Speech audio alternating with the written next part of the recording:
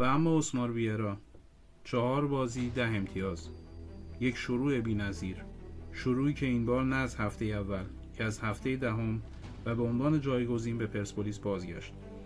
اسمار موفق شد در همون هفته اول حضورش روی نیمکت پرسپولیس استقلال خوزستان را با 3 گل شکست دهد و پرقدرت و مقتدرانه شروع کرده باشد.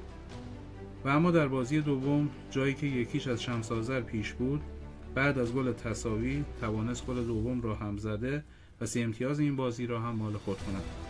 و اما بازی سوم دربی تهران، سرد و بیروح و بدون گل و تنها کسب 1 امتیاز. و در آخر بازی چهارم مقابل پیکان با تک گل اورونوف 3 امتیاز این بازی را هم مال خود کرد تا در مجموع 4 بازی 10 امتیاز کسب کند.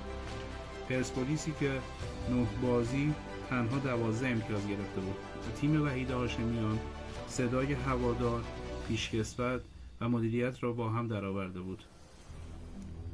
و این خونه تکونی گریبان رضا درویش را هم گرفت و در نهایت تصمیم به برکناری او شد. و حالا اسماری که با یک طعم شیرین قهرمانی در بین هواداران چهره محبوبی شده بود، به یکباره ساز رفتن زده بود و در شرایط خوبی پرسپولیس را رها کرده بود.